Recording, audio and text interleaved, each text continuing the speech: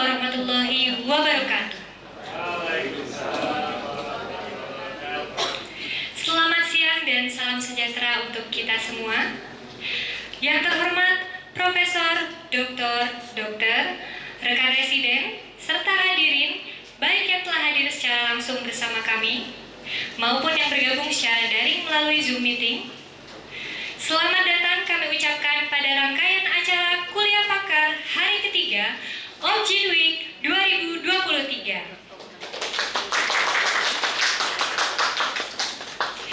Perkenalkan saya, Yana, sebagai MC untuk memandu acara pada siang hari ini. Sebelum memulai acara pada hari ini, mari kita menundukkan kepala sejenak untuk berdoa agar acara hari ini diberi kelancaran dan memberikan manfaat yang besar untuk kita semua. Berdoa dimulai.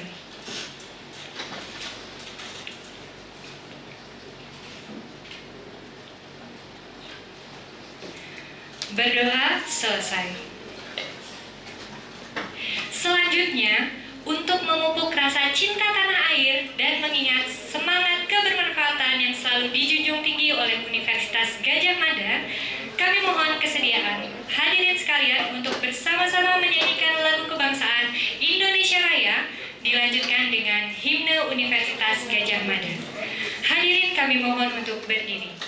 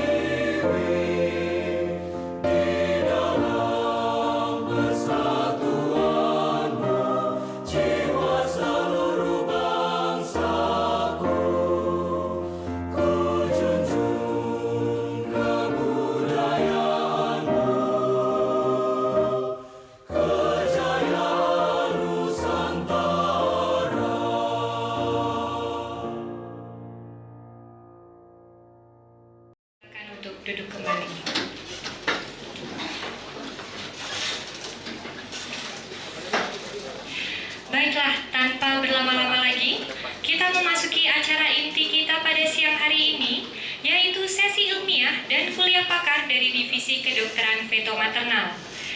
Sebagai seorang spesialis obstetri ginekologi, USG merupakan modalitas diagnostik yang paling sering kita gunakan dalam praktik sehari-hari. Pengetahuan dan skill penggunaan USG yang benar, khususnya pada kasus-kasus obstetri, sangat penting dalam penegakan diagnosis dini, sehingga tata laksana yang tepat dapat diberikan sedini mungkin dengan harapan membawa luaran yang lebih baik bagi ibu maupun janin. Oleh karena itu, kuliah pakar Divisi Kedokteran Feto Maternal pada siang hari ini mengambil tema Panduan Praktis USG Obstetri Rutin Trimester 1 dan Trimester 2-3. Kuliah pakar pada siang hari ini akan dibawakan oleh Dr. Tri Turnianti Hastuti, spesialis obstetri ginekologi, subspesialis kedokteran feto maternal, yang merupakan salah satu staf pendidik di Rumah Sakit Afiliasi RSUD Citrowardoyo Purworejo. Matur nuwun sangat Dr. Yanti atas kesediaannya bergabung bersama kami di sini dan meluangkan waktu untuk menambah wawasan dan berbagi ilmu kepada kami semua. Sesi ilmiah kali ini juga akan dipandu dan diperkaya oleh Dr. Fauzan Ahmad Maliki, spesialis obstetri ginekologi. Dr. Fauzan menyelesaikan pendidikan dokter spesialis di Universitas Gadjah.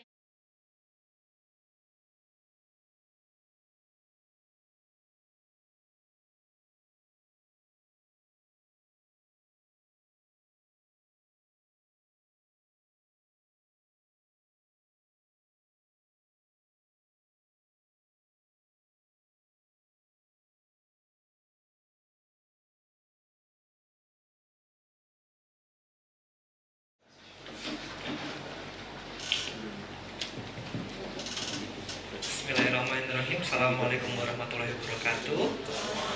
Selamat siang teman-teman semua. Di sini saya akan memandu untuk sesi diskusi hari ini. Mungkin sebelum mulai presentasi saya bacakan CV dari pembicara kita, Dr. Yanti.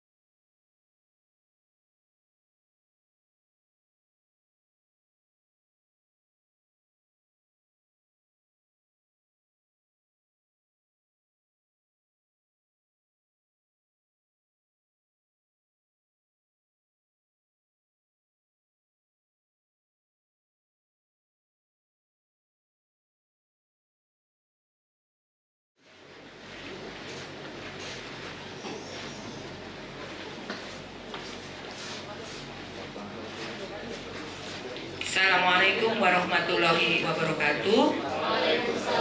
Selamat siang dan salam sejahtera. Alhamdulillah kita bisa bertemu di sini dalam keadaan sehat, tidak kurang suatu apapun. Mungkin yang akan kita sharing hari ini sesuatu yang sudah mungkin sudah paling mendasar yang harus kita punyai. Jadi hari ini kita akan mungkin mulai slide-nya. Ya.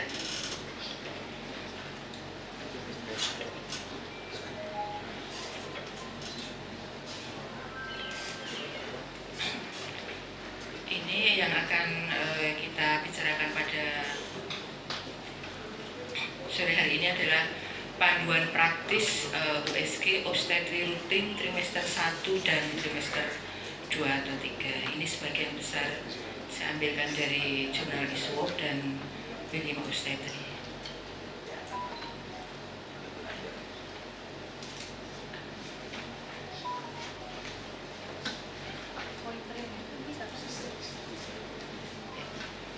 Jadi yang pertama adalah tentang praktis Kathleen dari performance trimester fetal ultrasound scan ya.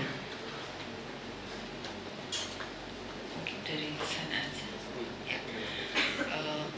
tujuan utama pemeriksaan USG janin untuk awal kehamilan yaitu satu, untuk memastikan viabilitas. Kemudian yang kedua adalah menentukan usia kehamilan secara akurat. Yang ketiga, menentukan jumlah janin. Dan jika terdapat kehamilan ganda, menilai korionisitas dan amnionisitas. Kemudian yang keempat adalah menjelang akhir trimester pertama, pemeriksaan USG juga memberikan kesempatan untuk mendeteksi kelainan utama janin dan dalam sistem layanan kesehatan yang menawarkan screening aneuploide pada trimester pertama serta untuk mengukur kekebalan buccal translucence. Kemudian viabilitas. Biasanya embrio itu disertai denyut jantung janin itu pada mulai umur kehamilan 5 sampai 6 minggu. Kemudian di 10 minggu itu ada sekitar 171 ppm, sedangkan di 14 minggu ada terdeteksi 156 ppm. Jika ada taki atau bradikardi, jadi di luar 156 sampai 171 itu kita mungkin bisa merupakan indikasi untuk janin itu aneuploide atau berhubungan dengan kelainan struktur jantung. Jadi pada kasus-kasus yang taki atau bradi sebaiknya untuk diulang untuk pemeriksaan lagi, pemeriksaan dengan USG lagi sekitar paling nggak 1 bulan. Kemudian kita menentukan kehamilan intrauterin. Ditemukan kantong kehamilan intrauterin disertai fetal pool dan denyut jantung janin. Jadi ini contohnya, ini biasanya sekitar 5 sampai 6 minggu. Kemudian kalau untuk mengetahui DJJ pada janin dengan usia masih sekitar 5 sampai 6 kita pakai MODS MD ya. Jadi jangan pakai Doppler karena aktivitasnya berbeda. Next. Kemudian untuk pengukuran fetal pada trimester 1 biasanya kita ambil rata-rata dari gestational seksnya, kemudian dapat diamati pada kehamilan trimester 1 mulai usia kehamilan 35 hari. Kalau 35 hari itu berarti sekitar 4-5 minggu. Kemudian saat ditemukan embrio, pengukuran CRR lebih akurat dalam mendeteksi usia kehamilan. CRR dapat dilakukan transabdominal atau transvaginal. Transvaginal itu misalnya IMB, jadi pasiennya itu gemuk sekali atau obesitas, atau di dalam kandungannya itu ada sejenis fibroid, itu memang disarankan untuk lewat bawah, atau sangat retrofleksi itu disarankan memakai transvaginal. Kemudian ini teknik pengukuran CRR dilakukan pada posisi netral. Jadi ini ya dilihat, ini dagu sama dada ini ada cairan air ketubannya. Kemudian kita ukur dari puncak kepala sampai ke bokong. Jadi tidak ada ekstensi, tidak ada hiper. Jadi tidak betul-betul hanya seperti bayi tidur aja. Ya. Ini biasanya mendekati kesalahan USG itu hanya sekitar 2 hari dari umur kehamilannya. Next. Ya. Kemudian selain itu USG juga untuk digunakan untuk mengkonfirmasi jumlah fetus. Ini sudah bisa dideteksi.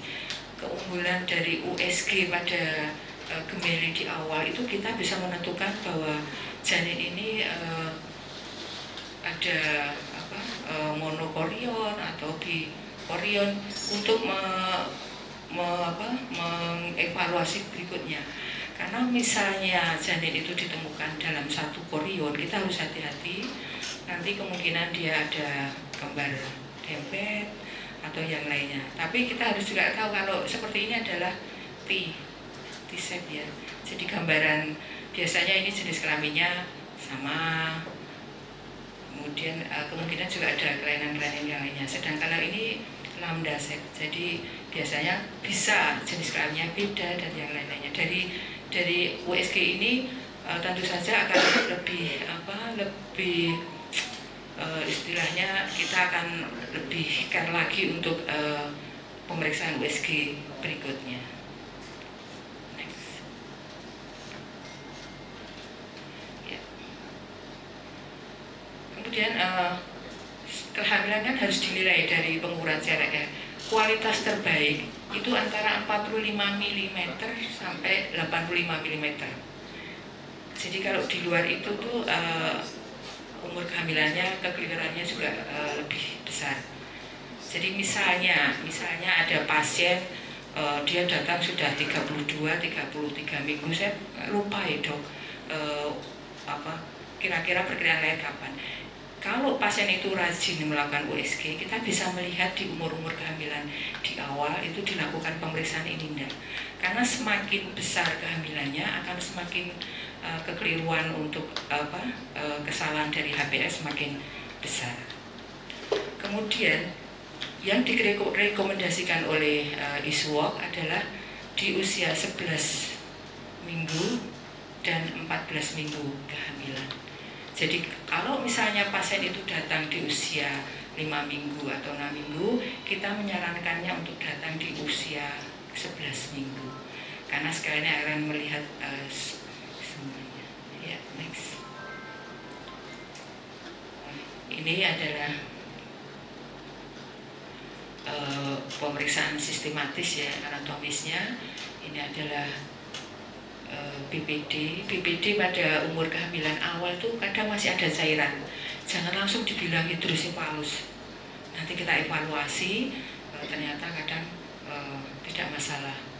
Kemudian untuk ini AC, abdominal circumference, itu nanti ada lambung, ada aorta dan segala macam. Yang paling tepat itu di kanan kiri dari vertebra ini terhadap ada tulang koste. Jadi itu menunjukkan bahwa betul-betul yang diambil adalah AC, abdominal circumference.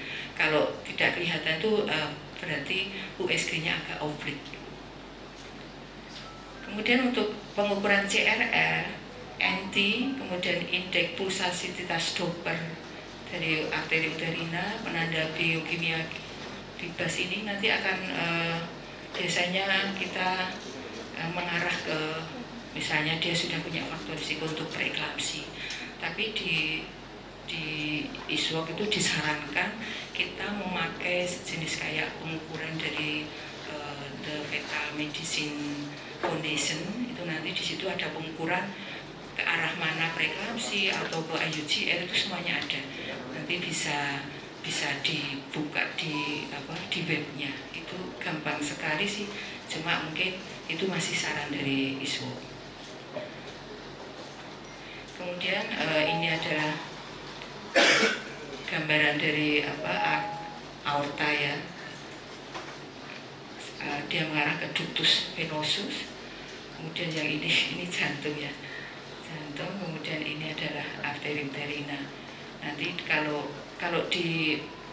untuk pemeriksaan Doppler untuk mendeteksi arteri uterina itu ternyata tidak begitu mengganggu pertumbuhan pada janinnya karena dilakukan di sebelah luar dari uterusnya. Jadi masih bisa dilakukan dengan Doppler pada pasien-pasien yang dicurigai mempunyai faktor risiko tinggi untuk terjadi preeklamsi. Next. Maaf ini nggak kelihatan. Di sini adalah nanti saya kasih linknya ya. Ini adalah hal-hal yang harus diperiksa dari kepala, kemudian leher, toraks segala macam sampai ke ekstremitas. Next. Ya.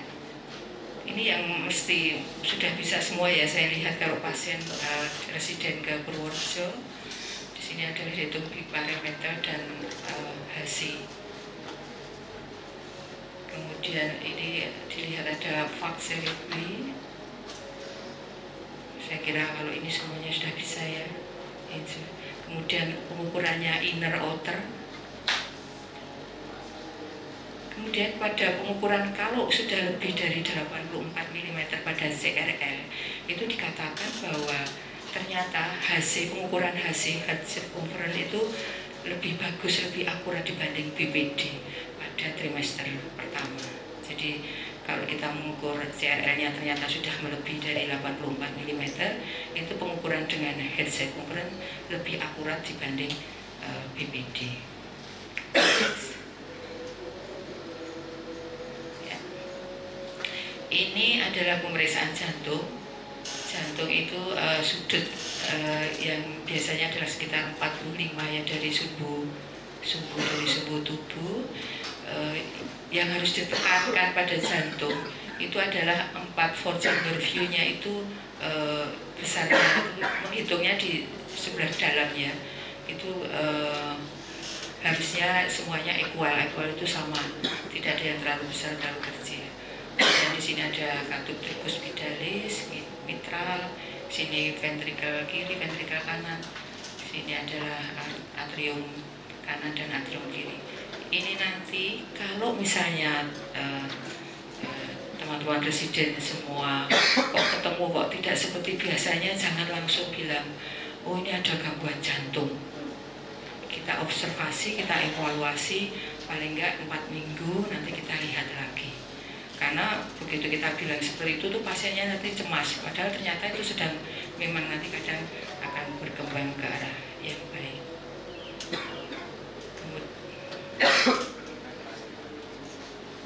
Kembali lagi, belum? Ya. Kemudian untuk ekstremitas baik atas maupun bawah itu kita harus bisa melihat di 3 segmen ya. 3 segmen biasanya akan terlihat juga kalau ini melihatnya secara aksial. Ini juga sama tadi, ada gaster, lambung, kemudian vena porta, aorta. Yang akan dilihat kepala umumnya, kemudian leher. Leher itu ada tidak udema pada daerah leher, kemudian kita bisa curiga ke arah higoma kistik. Kemudian juga untuk jantung, ini kita nanti ada biasanya aksialnya itu bisa dilihat dari ini adalah area dari parakosta ya, dari di bawah. Kemudian abdominal kita harus melihat lambungnya, stomach. Kemudian ekstremitas, plasenta itu biasanya kita akan melihat posisi atau lokasi. Tapi jangan sekali-sekali mengatakan plasenta previa pada trimester pertama, karena itu tidak disarankan, karena mesti nanti akan berkembang, SPN-nya juga meningkat, sehingga untuk lokasi plasenta bilang aja bawah, tapi ini masih akan kita lihat lagi. Ya, next. Kemudian selain itu ada screening aneuploide, kombinasi screening yaitu kita lihat riwayat maternal, ultrasound, serum biokimia. Ini biasanya tentu saja dilakukan di rumah sakit tipe A. Kemudian untuk penilaian risiko komplikasi kehamilan, implantasi gestational-stage pada area scare. Jadi ini biasanya pasien-pasien pada riwayat ESI. Kita harus hati-hati dengan kemungkinan plasenta akreta spektum. Kemudian bisa dilihat patologi gineologi baik jina atau ganas, screening preeklamsi melalui kombinasi pemeriksaan uteri, arteri, PICF dan MHP. Ya. Next. Kemudian ini adalah umur kehamilan. Kalau diperiksa di bawah 9 minggu, CRL ini kesalahan atau akurat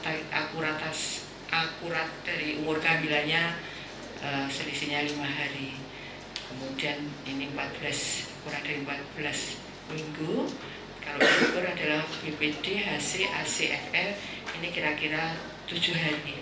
Tapi begitu lebih dari 28 minggu, kalau kita mengukur BPD, HC, ACFL itu bisa sampai 3 minggu kesalahannya. Jadi kita mending memakai yang di bawah 20 minggu. Kalau ada pasien datang dia menanyakan tapi ada riwayat umur kehamilan di 14 minggu diukur, mending kita memakai HPL di situ.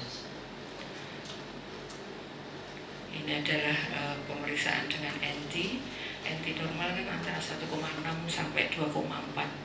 Jadi kita harus melihat. Next. Ya, ini untuk yang trimester 2 dan 3.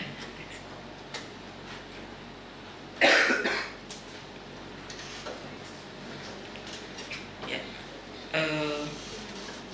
disebutkan bahwa untuk yang trimester 2-3 itu bertujuan untuk memberikan informasi akurat terhadap patologi kehamilan yang bertujuan untuk mengoptimalkan pelayanan antenatal dan proses persalinan untuk mendapatkan keluaran terbaik pada ibu dan janin. Biasanya screening prenatalnya juga sama ya, cardiac activity, jumlah fetal, polionisitas pada jika kehamilannya multiple, usia ukuran hamil dan basic fetal anatomy, bentuk dan lokasi plasenta. Untuk yang trimester 2 biasanya dilakukan di umur 18 dan 22 minggu. Ini adalah indikasi yang di trimester 2 kalau ada perdarahan, abdominal, pelvic, kemudian ini semuanya adalah untuk indikasi dari ibu, sedangkan ini adalah indikasi dari bayi. Ada fetal anomaly screening, kemudian ada fetal well-being evaluation, suspect fetal death, ini semuanya ada indikasinya. Ya. Kemudian yang paling penting untuk di trimester 2 dan 3 adalah biparietal diameter, heart circumference, AC, kemudian femur diabetes length ya. Ini biasanya kita untuk BPD-nya, kemudian ini untuk abdominal circumference, ada lambung, ada G-shape ya, kemudian ada aorta, ada vena cava inferior. Sedangkan untuk femur length-nya dari ujung ke ujung yang padat yang kita ukur. Kalau ini udah pintar semua ya. Ya. Kemudian ini secara rutin biasanya ada vertebra ya, untuk jangan lupa vertebra. Ini memang pertama-tama agak sulit, tapi kalau sudah dibiasakan akan gampang. Kemudian ini ada G-shape ya, jadi ada di vena porta. Kemudian ini lambungnya, ukurnya outer to outer, jadi sebelah luar, dan kalau bisa tampak costa di kanan kiri. Ya, ini juga femur length-nya. Sedangkan untuk mengukur SDP itu yang paling ternyata pengukuran satu kali pemeriksaan air ketuban itu lebih akurat dibanding kalau empat posisi. Jadi kita cari biasanya di sekitar leher atau di sekitar alat kelamin. Jika kurang dari 2 berarti oligohydramnion. Kalau lebih dari 8 biasanya adalah polyhydramnion. Ya. Kemudian ini masih sama, ini pengukuran secara ambil dari talami. Kemudian ini kalau ini adalah gambaran dari otak belakang ya. Dan ini lihat mukanya. Ini biasanya bisa tidak harus dengan 4D ya, dengan 3D aja kita bisa. Di sini adalah hidung, kemudian bibir atas. Kita bisa mengatakan pada pasien bahwa ini tidak terjadi, tidak ada bibir sumbing ya, atau kemudian ini adalah jantungnya. Ini adalah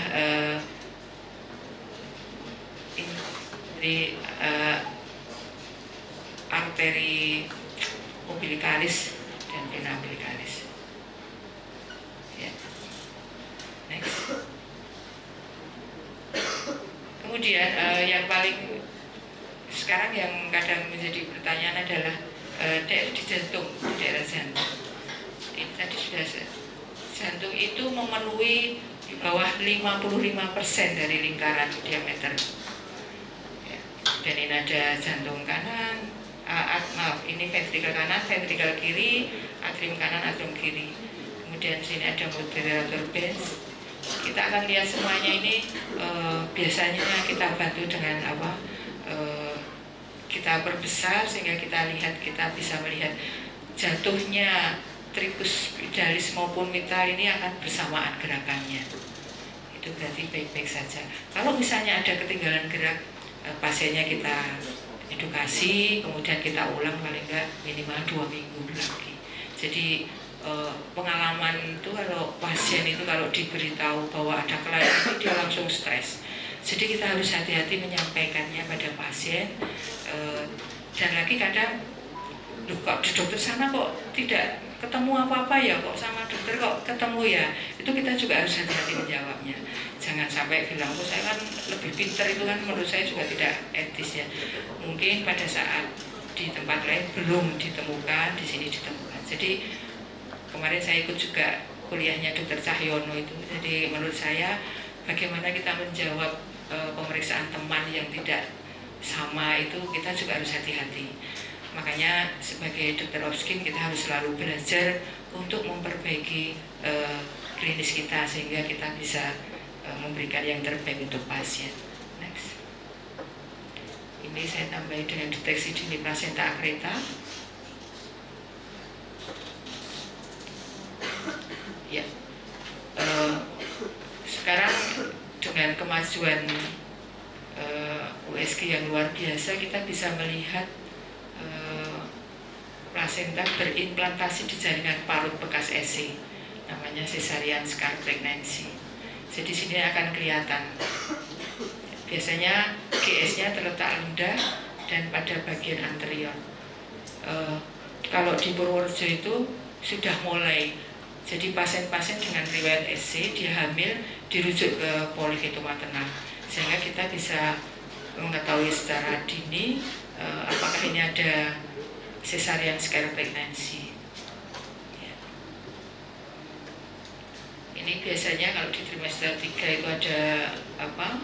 Lakuna plasenta multiple ya, besar-besar. Ini beberapa residen pernah ketemu ya, plasenta akreta di Purworejo. Kemudian ada penonjolan vaskuler dan abnormalitas dinding VU. Biasanya ada gilanya lapisan ditabus. Jadi biasanya kalau di Purworejo kalau kita curiga ke arah plasenta akreta, ada bedah uro di sana, kita konsultasi. Kira-kira bisa dikerjakan di sana. Enggak, kalau enggak dari umur kehamilan 36 minggu sudah kita rujuk ke rumah sakit Sarjito. Ya. Ya. Ini kesimpulan bahwa tujuan utama pemeriksaan USG rutin adalah bagian penting dari pelayanan antenatal, memberikan informasi akurat dan akan memfasilitasi pemberian pelayanan antenatal yang optimal. Kemudian penyedia layanan kesehatan harus memberikan konseling. Jadi sebenarnya kalau kita mampu, kita mahir atau kita betul-betul bisa USG itu, pasien itu akan lebih puas karena ternyata bayi saya kondisinya seperti ini. Jadi saya udah pernah ada pasien itu ternyata hidrosipalus kita berikan pengertian, kemudian nanti kita berikan solusi. Itu dia mondok itu dengan PD-nya di IGD bilang, bayi saya hidrosipalus, saya mau melahirkan di sini, saya sudah janjian untuk mondok. Jadi betapa melihat pasien dengan tenang, sudah tahu risikonya itu lebih tenang daripada tahu-tahu pasiennya loh kok metu kok sandi EC kok sebuno hidrosipalus ya. Itu kan beda sekali. Jadi salah satu sebagai penyedia layanan kita harus betul-betul tahu. Tapi satu yang harus saya tekankan bahwa pemeriksaan USG itu juga tidak segalanya, sehingga pasien itu boleh berhak untuk mendapatkan second opinion. Saya dulu pernah ada tumor di jantung, waktu itu usia kehamilannya sudah 37. Saya rujuk ke Dr. Romono waktu itu. betul memang ada tumor, tapi itu ternyata dia harus EC, jadi kita bervaginalkan, kemudian dilanjutkan dengan bayinya adalah eko. Tapi pasien itu tahu ini ada kelainan, sehingga begitu bayi keluar itu bisa mendapatkan tindak lanjut yang sesuai dengan kondisinya. Kemudian yang paling penting kita sebagai dokter obstetrik itu harus melakukan pelatihan ya untuk penggunaan ultrasonografi, kemudian berpartisipasi dalam melanjutkan kegiatan pendidikan kedokteran, terutama yang berkaitan dengan pelatihan USG. Jadi bagaimana kita bisa memberitahu edukasi pasien kalau kita sendiri tidak menambah pengetahuan kita. Jangan sampai kok di dokter lain nggak ketemu ya dok, jangan sampai kita menjadi yang dokter lainnya itu ya. Jadi meskipun seperti itu ya kita tetap harus hati-hati. Jadi menurut saya USG itu tetap harus selalu dilatih dan perkembangannya memang luar biasa ya. Ini adalah contoh dari isu ini, bisa nanti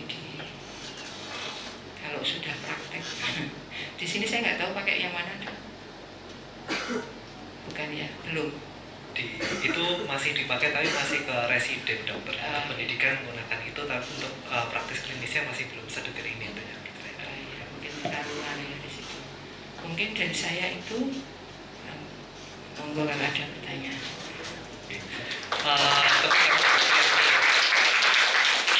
Terima kasih untuk Dokter Yanti untuk materinya. Jadi ini semacam kita mereview ulang, merefresh ulang tentang bagaimana melakukan USG trimester 1, bagaimana kita melakukan pemeriksaan lengkap fetal survei pada trimester 2 sekaligus pemeriksaan pada trimester 3. Mungkin tadi yang jadi catatan, usia kehamilan itu paling akurat dilakukan pemeriksaannya pada usia kehamilan kurang lebih sekitar 8 minggu atau 11 minggu sampai dengan 13 minggu 6 hari ya dok ya, dengan CRL-nya antara 45 sampai 85. Jadi kalau teman-teman sekalian nanti mau meriksa hamil awal kok belum ada kelihatan janinnya atau CRL-nya kurang dari 45 mm, mungkin jangan terburu-buru menentukan usia kehamilan. Pun ketika panjangnya lebih dari itu, jangan menyimpulkan bahwa usia kehamilannya adalah itu, kemungkinan melesetnya lebih tinggi. Untuk berikutnya kami persilahkan kepada peserta di sini atau secara Zoom untuk bertanya, silahkan.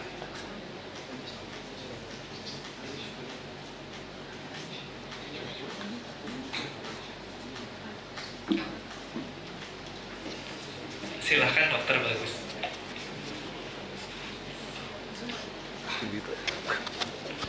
Terima kasih dokter atas asupan dan juga materinya sangat menarik sekali.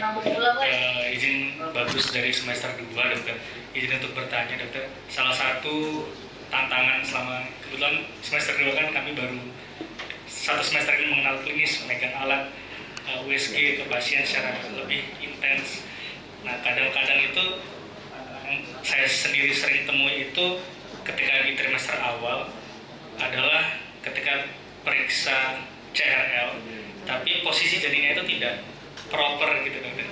Nah kalau seperti itu, apakah pengukuran kita itu bisa kita jadikan acuan untuk penentuan usia gestasi, atau adakah teknik lain, atau mungkin kita bisa evaluasi dulu untuk pengukuran itu sendiri?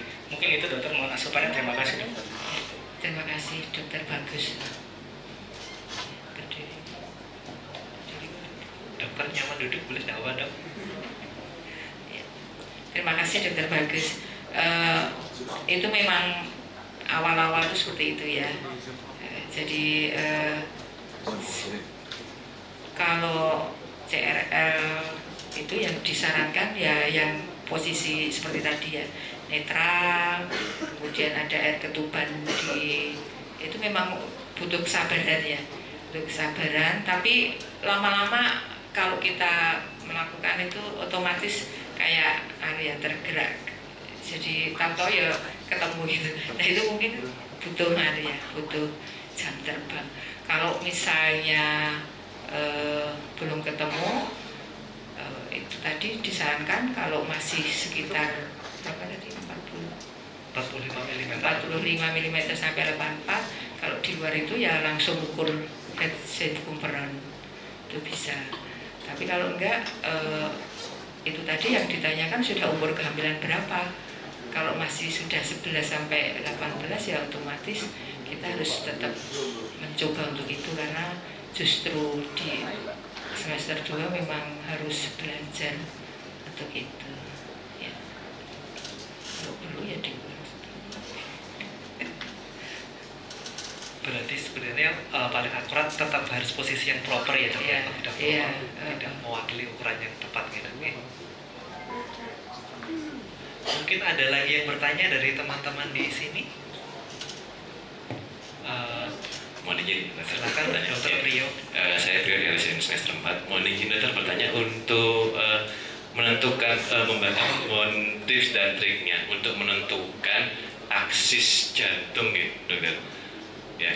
Kemudian yang kedua, pertanyaan kedua, kapan kita menggunakan USG transvagina pada screening kehamilan?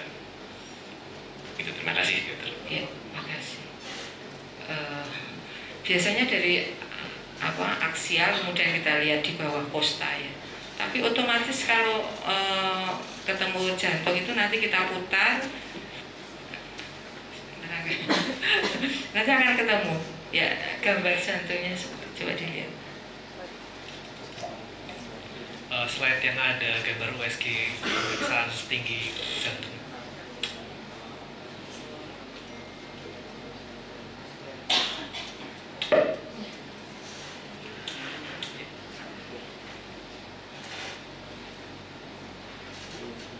Ini tadi ya, ini ya.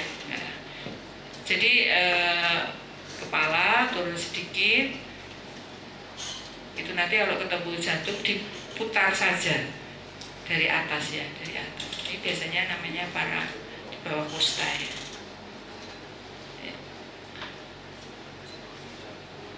Jadi ini kalau bawah sedikit sudah abdominal circumference, jadi agak atas sedikit. Kemudian kapan kita memakai USG transvaginal? Itu tadi kalau obes ibunya, kemudian uterusnya sangat retrofleksi atau ada fibroid di daerah uterusnya, itu disarankan memakai transvaginal. Ya. Berarti izin menambahkan pertanyaan ya dok ya. Kalau untuk trimester 1 yang tidak obes, tidak ada fibroid, tidak ada retrofleksi, berarti USG transvaginal bukan menjadi kewajiban dilakukan. Tidak ada perbedaan bermakna antara transabdominal sama transvaginal. Karena transvaginal itu kan tidak nyaman buat pasiennya. Ya. Jadi biasanya kalau transvaginal itu saya selalu menawarkan, ibu ini mau saya lewat bawah, lewat vagina, ibu mau tidak, itu harus kita tanyakan dulu. Kadang pasiennya besok aja dok, saya sebulan lagi datang lagi aja. Jadi belum tentu semua orang, kita tidak usah paksa ibu ini biar bisa kelihatan saya lewat bawah, itu tidak usah. Karena nanti tadi kan 11 minggu sampai 14 minggu kan, berarti masih bisa sabar menunggu, tidak harus pada saat itu dilakukan. Mungkin kalau curiga KET ya itu bisa. Tapi kalau sudah yakin intra uterin, lanjut aja. Ya. Mungkin begitu ya Dokter Priyo. Ada lagi yang mau bertanya? Mungkin silakan Dokter Rara. Assalamualaikum dokter, saya Rara, residen semester 2, izin bertanya dokter. Sebenarnya ini pengalaman waktu di Puskesmas Jetis dokter. Ini ada pasien yang dari misalnya HPHT-nya itu harusnya usia kehamilannya 5 minggu dokter. Itu PP tesnya samar dokter hasilnya, dan waktu di USG itu belum kelihatan GS-nya. Maksudnya edukasi apa yang harus kita berikan ke ibunya supaya saya nggak memberikan harapan palsu gitu dokter. Gitu. Terima kasih dokter.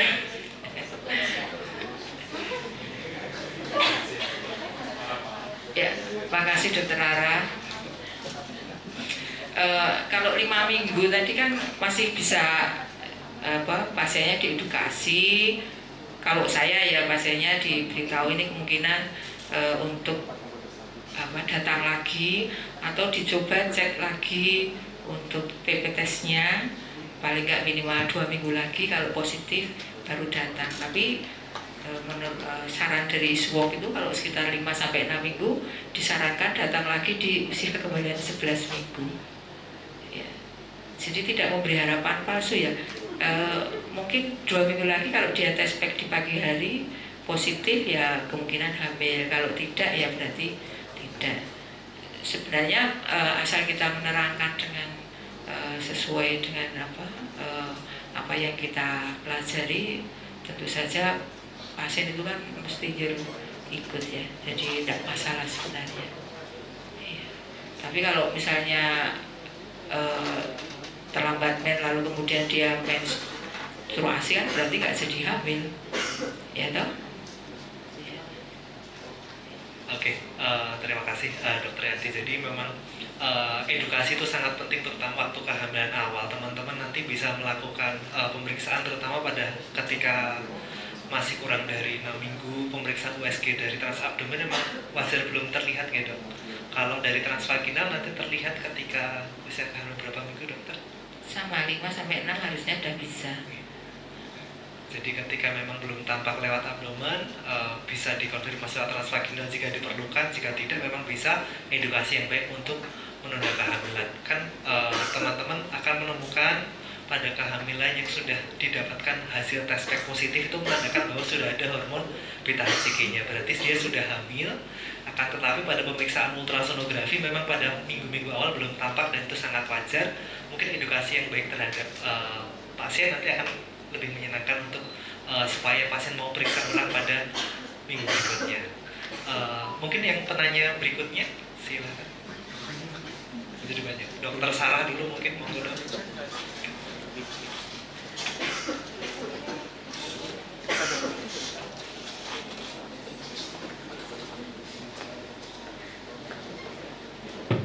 Terima kasih Dokter Yanti. Kita kembaran kayaknya bajunya. Dress code. Ya, assalamualaikum warahmatullahi wabarakatuh. Saya senang sekali Dokter Yanti bisa hadir di sini. Saya nostalgia sedikit dok. Saya semester 2 itu hari pertama sebagai semester 2 itu stase luar kota di RSUD Purworejo dan langsung didampingi oleh Dokter Yanti. Dokter Yanti adalah guru pertama saya belajar USG. Terima kasih dok. Saya menyanyikan dok, ternyata semakin kesini, ini kan saya bareng Pak Fauzan nih dok, lulus SPOG, baru tahu ternyata pertanyaan yang tersulit adalah dari pasien ya dok, ini bayi saya normal atau tidak. Nah itu pertanyaan tersulit dok, karena kita memang harus melihat. Nah yang ingin saya tanyakan dok, ketika kita tidak melakukan pemeriksaan lokal translusensi di trimester pertama misalkan, nah ini bayi sudah sampai, janin sudah sampai trimester kedua atau bahkan trimester ketiga. Mungkin dari Dokter Yanti ada tips seperti soft marker apa yang bisa kita lihat secara mudah untuk menentukan misal dia terkena suatu sindrom Down atau kelainan lain yang memang kita bisa lihat dengan USG dasarnya. Terima kasih dokter. Pertanyaannya sulit dijawab.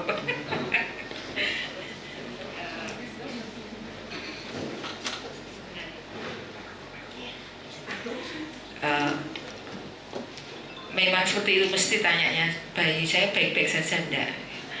Sebenarnya baik-baik saja apa enggak itu kan ada kelainan mayor yang harus kita sampaikan ya.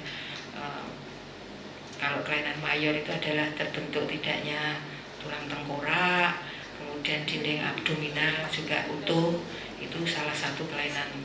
Kemudian kalau untuk yang lain-lainnya yang bisa kita lihat, kalau kemarin saya baca dari SWOG itu dok, itu memang ada tidak hanya satu USG saja kita bisa menentukan bahwa ini Down syndrome atau tidak.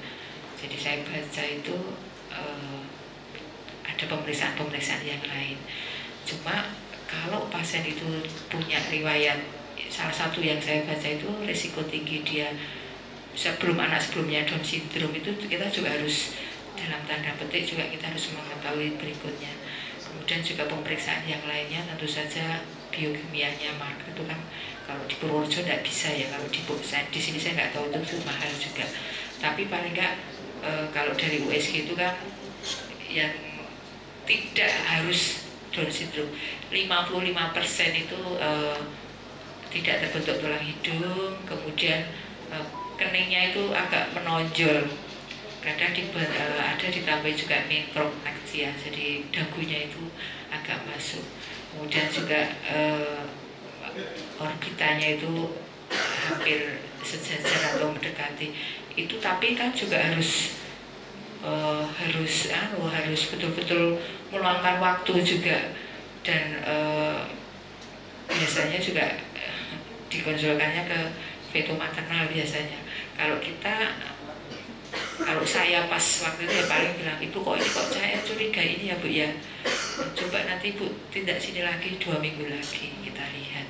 Tapi tentu saja kalau memang kita betul-betul curiga, kalau saya tetap butuh second opinion. Ya. Ada saya punya pasien satu itu dia kelainan jantungnya absent ya, sampai harus dioperasi. Sekarang tuh dia ketakutan sekali.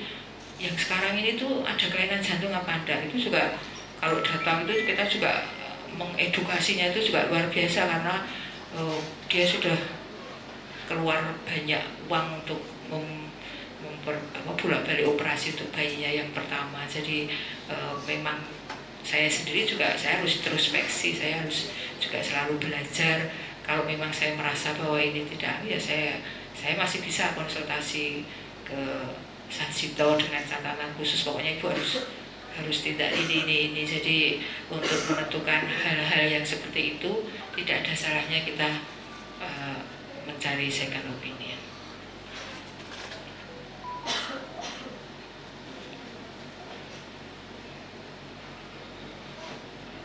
Ya, sudah bos dokter. Terima kasih Dokter Yanti untuk jawabannya. Jadi Dokter Sarah memang ada beberapa soft marker untuk Down syndrome yang lain. Bisa tadi Dokter Yanti sampaikan, kita kalau mencari hidungnya nggak ada, kita bilang ke pasien hidungnya pesek atau hilang, gitu kan, nggak ada hidungnya, dahinya tampak melebar atau brachycephaly, mikrogenatia bisa muncul. Mungkin kalau turun ke jantung bisa lihat ada lesi intrakardiaknya, ada hyperechogenik bowel juga ya dok ya. Tapi itu tidak khas semua ya dok ya sebenarnya ya. Yang itu biasanya nanti kan tergantung sensitivitas, spesifitas. Kalau dari semuanya itu diukur, jadi memang masih ngomongnya juga bingung sama pasiennya ya, ini kemungkinan, tapi kita tidak bisa bilang pasti. Terima kasih Dokter Yanti. Mungkin kita lanjutkan pertanyaan, boleh dokter? Ada 2 lagi tadi seperti yang angkat tangan, silakan. Oh baik.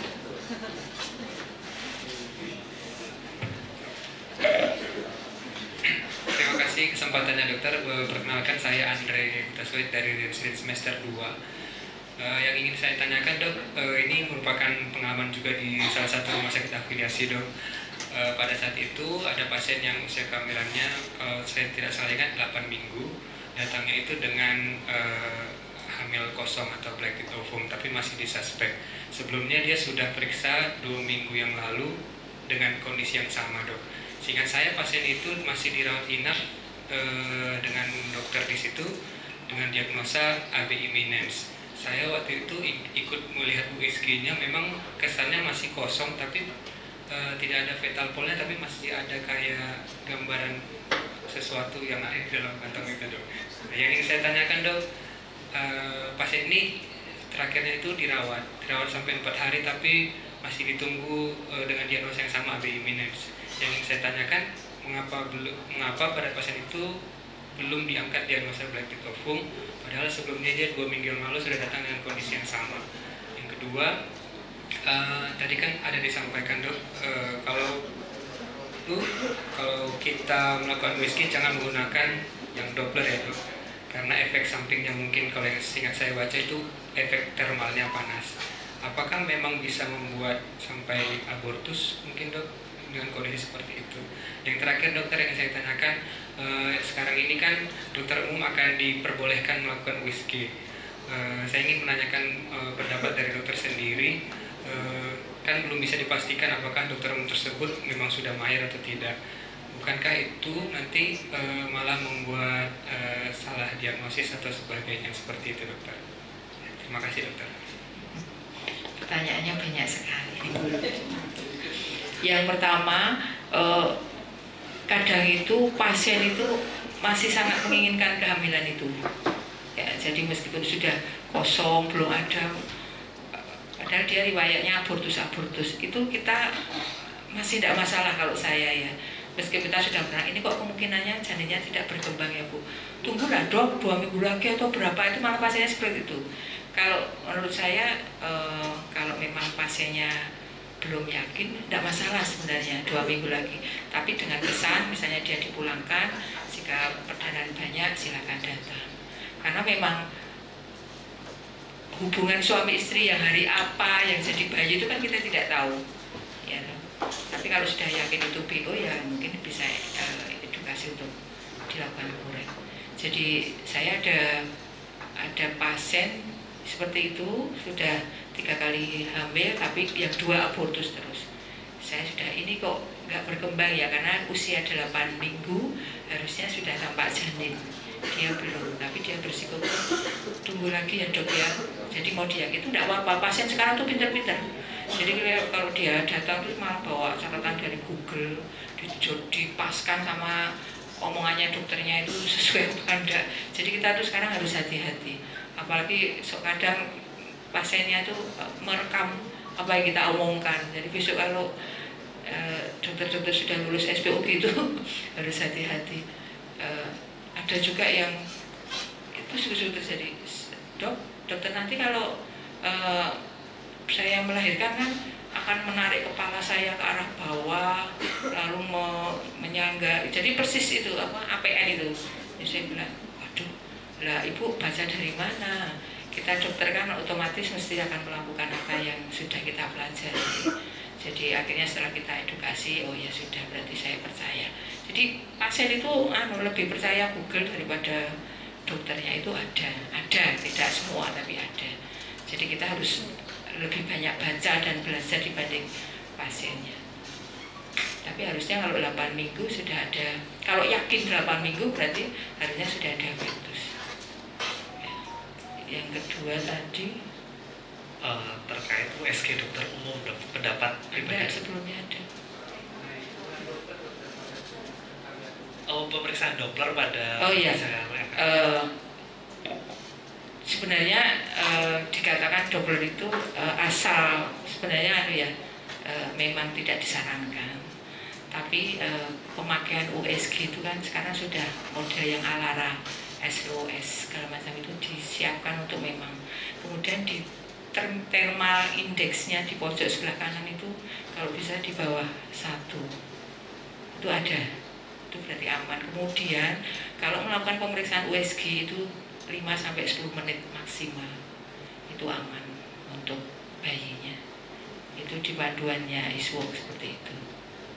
Jangan lama-lama. Kalau memang bingung ya nanti taruh dulu pasiennya mungkin di rumah dulu. Itu seperti itu. Kemudian yang terakhir yang paling bagus ya Anda semua itu memang sudah dilatih untuk USG, baru belajar pertama nyusui itu juga ada disarankan. Jadi panduan praktek klinisnya kan seperti itu. Indeks termalnya itu terlihat, coba nanti di USG itu kan ada TI itu, nah itu harus di bawah 1. Kalau lebih dari 1 harus diukur dulu di bawah itu. Ada kan? Udah ada yang pernah lihat? Apa nggak pernah lihat USG-nya? Ada. Kemudian untuk yang dokter umum ya itu memang saya dulu juga heran apa hubungannya USG dengan angka kematian ibu ya. Saya termasuk salah satu yang dokter Auskin karena dokter pemerintah, jadi untuk melatih mereka hanya 2 hari 3 hari lalu dipegangi dibagi USG untuk seluruh Indonesia, kalau nggak salah sekitar 1000 berapa gitu. Saya cuma berpikirnya ini pemerintah yang memberikan program ya. Jadi di Kabupaten Purworejo itu ada sekitar 30 dokter yang kita latih. Akhirnya sekarang saya ngalah, saya bikin WA group dengan dokter-dokter tersebut. Ya konsultasinya lewat USG itu. Nah, nanti kan kita mengevaluasi. Ada beberapa pasien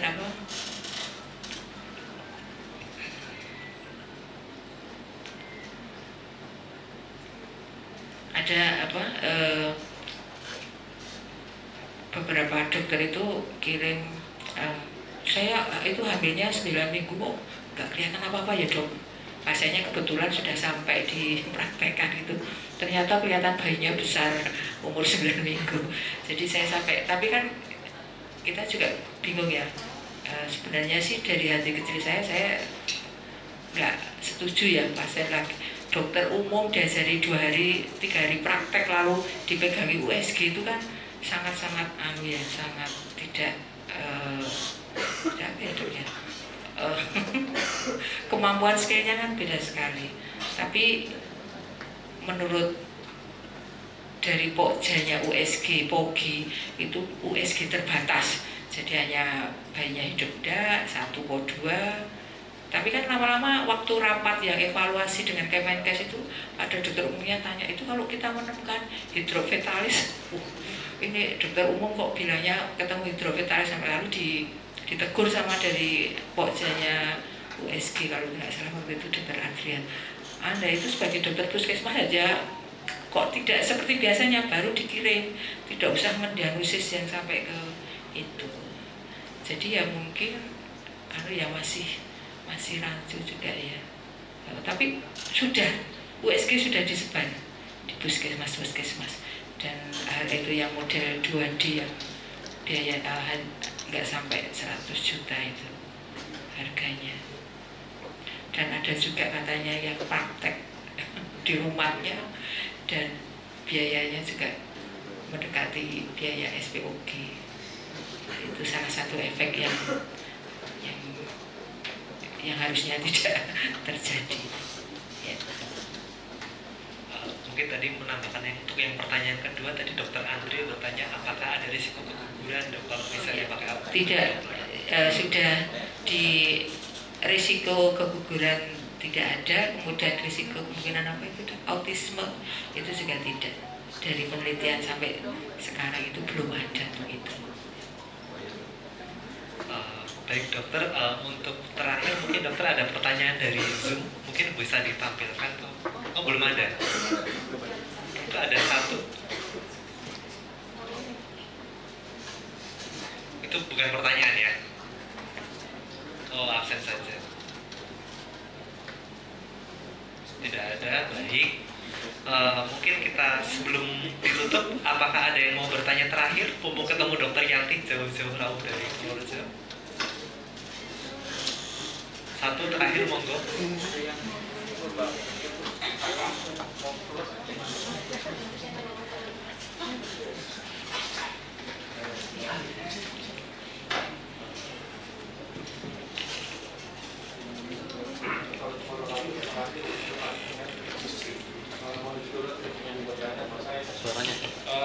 USG sekarang sudah mulai marak USG 3 dimensi 4D, bahkan beberapa rumah sakit juga menyediakan fasilitas 4D secara khusus dengan harga yang beda juga. Itu sebenarnya sejauh mana sih, atau sejauh seperti apakah kita sebagai dokter SPOG umum mempelajari tentang USG 3 dimensi atau 4D, atau memeningkatkan keahlian kita untuk melakukan USG 4D, atau memang ada satu indikasi tertentu yang harus kita mengharuskan kita menggunakan USG 4 dimensi. Demikian, terima kasih. Kalau di Peto Maternal itu tidak ada ya panduan harus dilakukan dengan 4D, itu tidak ada. Jadi kalau saya selalu tanya, pasiennya tanya, ini kan dok di 4D itu kayak entertain. Jadi kebutuhan, saya mau melihat wajahnya bayinya. Wajah itu kan tidak penting. Wajah tapi ternyata ada kelainan-kelainan kan sama aja. Jadi menurut saya itu, saya selalu menekankan dengan 2D atau 3D asal saya sendiri misalnya sudah belajar mempelajari itu kan kita bisa menerangkan secara lengkap dari kepala sampai ke ekstremitas sehingga pasiennya kan puas. Jadi kalau saya sendiri kalau ada pasien yang minta 4D itu saya mesti terangkan dulu, tidak harus dengan 4D. Saya jarang sekali memberikan sama pasien, kecuali memang pasiennya pengen sekali, tapi bapak ibunya aja wajahnya sudah kelihatan kok dadak mau lihat anaknya itu jangan-jangan mau lihat anaknya siapa. Jadi saya selalu menekankan bahwa itu adalah hanya entertain. Wah itu nanti bayarnya mahal, tapi ternyata dalam-dalamnya ada kelainan. Ya Dok. Tapi nggak tahu kalau dengar konsen gimana? Kami setuju dengan Dokter Yanti. Jadi 4D dan 3D itu sebagian besar adalah bentuk entertain yang fungsi kecilnya mungkin yang bisa untuk membantu menerangkan ke pasien, kayak tadi Dokter Yanti menyampaikan ada bibir sumbing gitu kan. Bibir sumbing kalau 2 dimensi untuk Dokter Yanti dan teman-teman dokter SPOG bisa melihat, kadang-kadang itu hanya sedikit membantu supaya pasien bisa lebih melihat. Selain itu fungsi 4D memang sebagian besar hanya untuk entertain. Jadi 4D itu tadinya ada melihat pada struktur permukaan di luar saja ya Dok ya. Kalau kelainan di dalam malah tidak tampak sama sekali. Mungkin karena terbatasnya waktu, dokter ada kata-kata penutup mungkin dokter yang pesan-pesan untuk kami di sini Dok. Apa ya?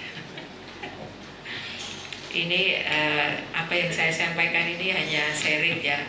Saya yakin sudah pada pintar semua. Presiden R6 yang ke Purworejo itu sudah canggih-canggih, Dokter Dimas itu.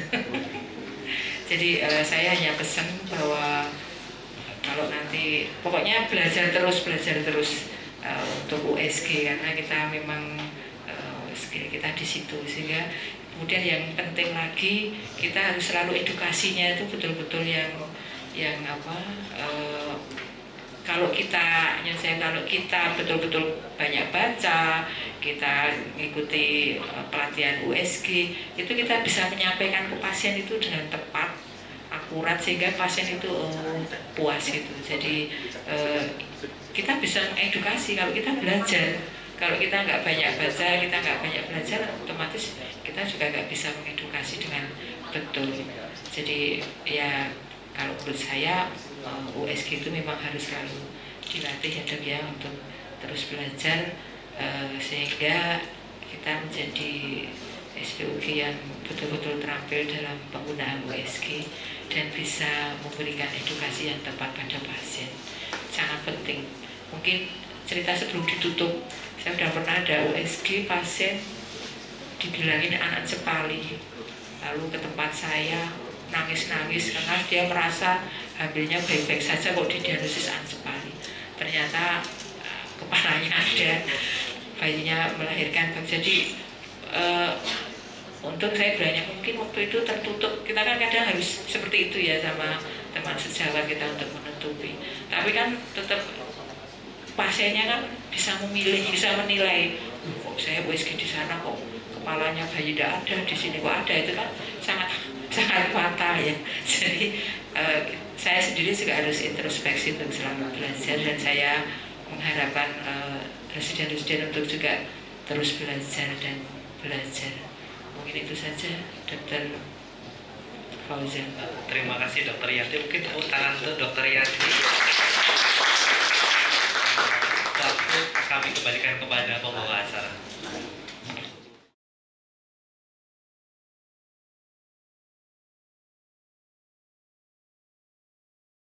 Siang hari ini kami mohon aplaus mungkin sekali lagi untuk Dokter Yanti dan Dokter Fauzan. Kucing siap kucing. Kamera kucing. Mohon izin dokter, saya izin menyampaikan beberapa take home message yang dapat kami simpulkan dari diskusi pada siang hari ini. Yang pertama, pemeriksaan USG rutin yang dilakukan dengan benar merupakan bagian yang penting dari pelayanan ANC karena dapat memberikan informasi yang akurat mengenai kondisi ibu dan janin, dan pada akhirnya memastikan pelayanan dan tata laksana optimal dapat diberikan kepada ibu dan janin. Kemudian yang kedua, kita sebagai tenaga kesehatan harus dapat memberikan konseling dari hasil pemeriksaan USG yang kita lakukan dan dapat menjelaskan kelebihan serta kekurangan dari pemeriksaan USG yang kita lakukan pada trimester 1 dan trimester 2 dan ketiga. Baik, menginjak rangkaian acara terakhir, dokter, kita menginjak acara terakhir sekaligus penutup, yaitu sesi foto bersama. Kami mohon kesediaannya bagi dokter, para narasumber, kemudian peserta semua untuk berdiri dan kita siap-siap untuk foto bersama. Dari panitia mungkin kami mohon bantuan untuk mengatur prosesi foto bersama pada sore hari ini.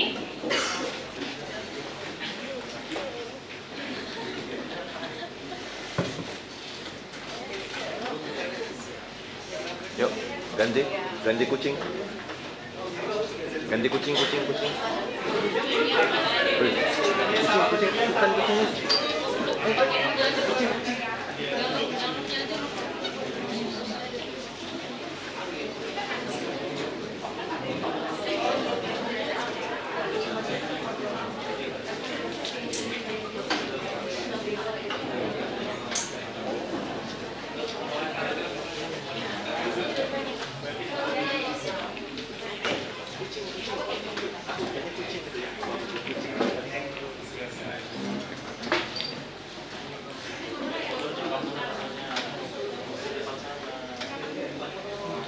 Kenapa aku jadi nyoteng si Hari?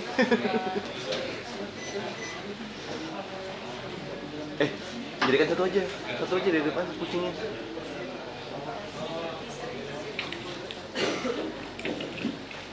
Jadikan satu aja kucingnya. Jadikan satu kucingnya.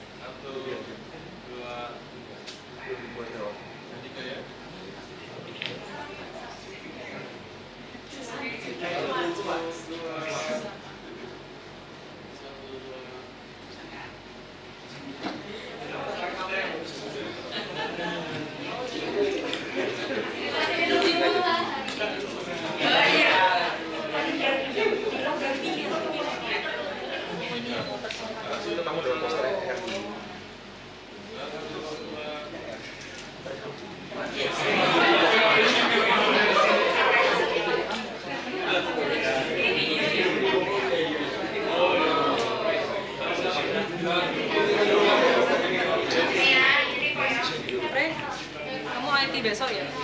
Kamu IT besok? Iya, tiap hari.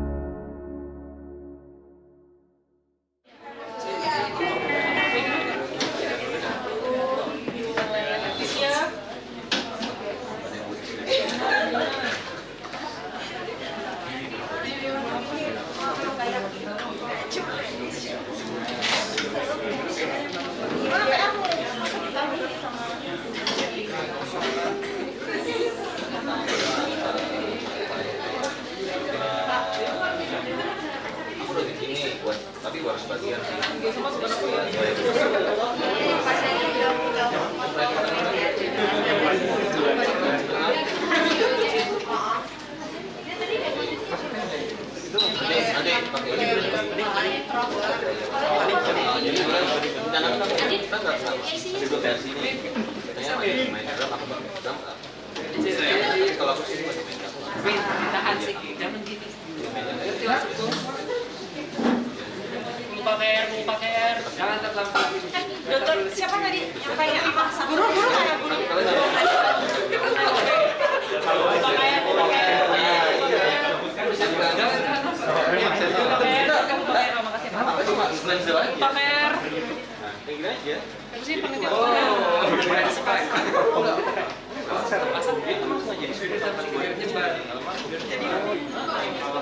Aku bikin loopingnya dulu drumnya. Synthesizer bisa, tinggal nah ini kemarin aku bikin tahu cuma tampilin kira konser bisa konser bisa ya tahu bikin jalan di JD kan mantap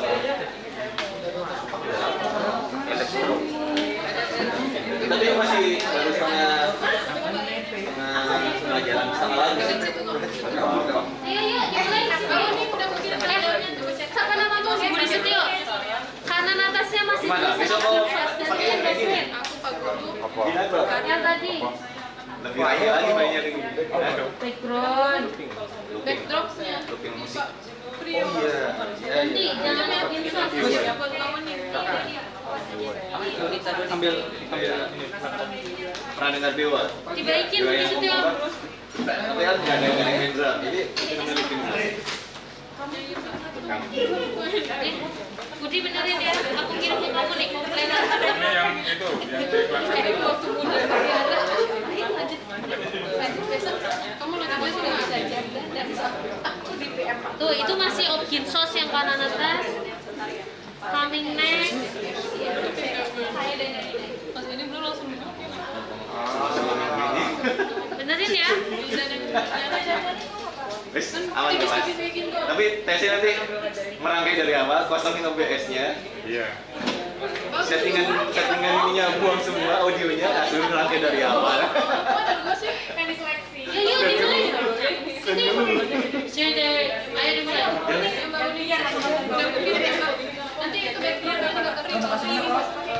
Caprio help. Pak Guru lagi.